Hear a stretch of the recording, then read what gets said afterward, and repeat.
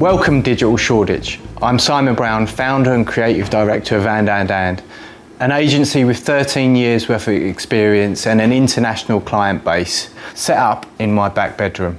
Design has always been our passion. Content has been the backbone for every one of our projects.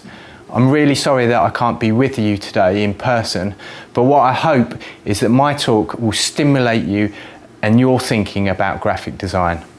Today in most agencies, you will hear as a designer, content, content, content. It almost sounds rhythmical, but in reality it's far from that.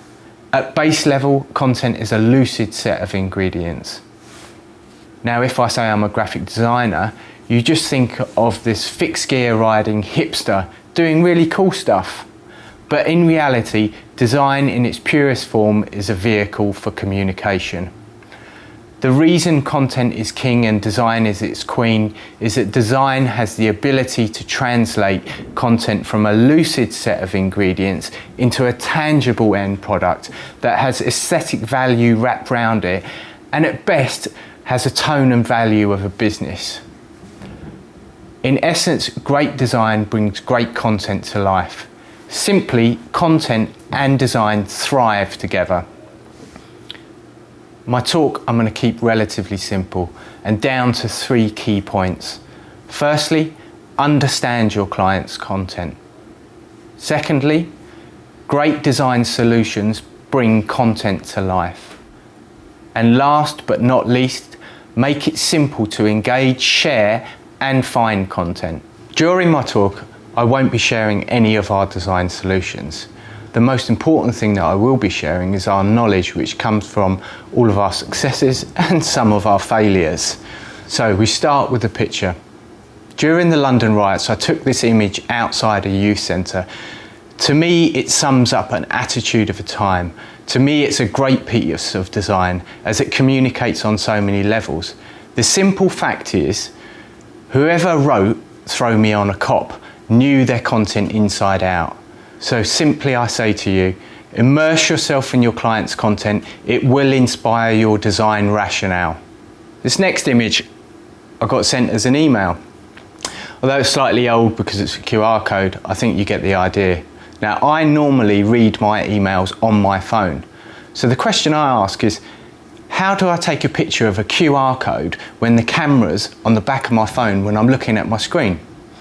Do I phone a family member or do I phone a friend?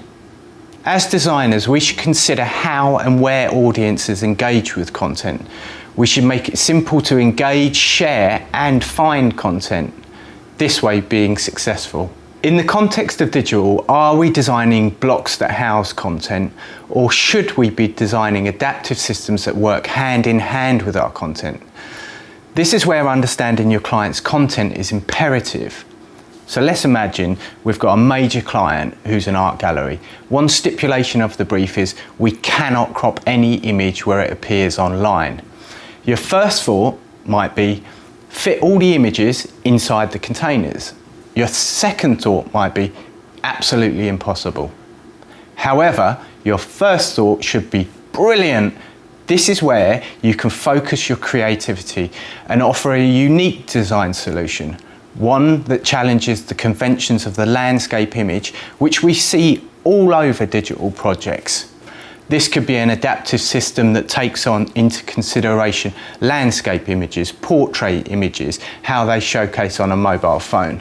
What this tells you is by understanding your client's content, you're in a better position to identify the opportunities where design can make a real difference. Over the years, like many of you, we've designed bespoke social media icons for digital projects. We believed that they worked better together or that they sat better together with our clients' brands. But now I start to ask myself, why did we do that? We know that people learn by association. Therefore, why do we design a bespoke social media button? One that possibly is unrecognizable. This is purely designed for design's sakes. All we managed to achieve was to break the cycle of association. We also thought at some time that making things simple and elegant, just showing the icon, would be good. But internally what we found out was when we were designing and coding, no one recognised whether the button was a like or a share. As you can imagine, this really didn't go down too well. We've also learned over the years that showcasing the amount of numbers of likes actually improves like. People like to be part of a crowd. We also found that the time and investment to code and design a bespoke social media icon was not worth the investment. So we definitely now recommend to just use the standard social media icons that are readily available, or to take a third-party application that has analytics attached to it. The reason why I tell you this story is try to avoid designing the unnecessary. Stay focused on designing things that communicate your client's content. Even think about designing the content itself. Great design brings content to life. With the growth of web fonts, we as designers have more flexibility than ever. We have hundreds of typefaces that we can choose from. We have P tags, H tags, we set up special styles. They all embrace a brand and deliver a message. We recently came across a unique problem to do with digital that is specifically relevant to typography. If you solve this problem, you'll make it simpler for people to engage, share, and find content. The problem is the conundrum of the clickable. Part of the question is what makes something look clickable. The other part is getting people to click. In the past, something that was clickable was blue and underlined. Won't look that great on your site when it's everywhere on your site. And actually, it might become overwhelming or oversaturate the design.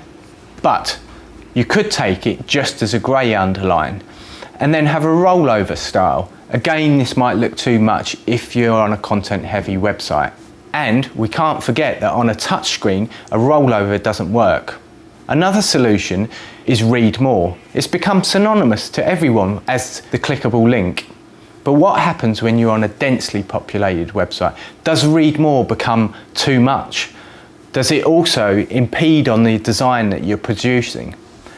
The answer is that we need to produce typography that feels clickable. We also need graphic devices to feel or indicate they are clickable.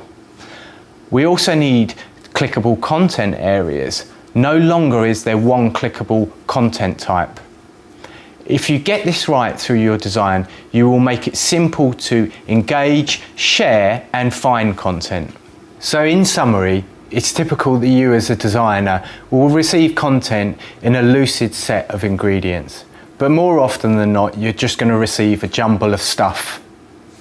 So read and understand the complexities of your content that you're supplied. It will help you identify creative opportunities for your graphic design. Don't design the unnecessary. Your design should be focused on bringing content to life. We shouldn't be designing content blocks that any old content can fit into. Think of the end user and make it simple to engage, share, and find content. Design is not purely about aesthetic, it's about the end user.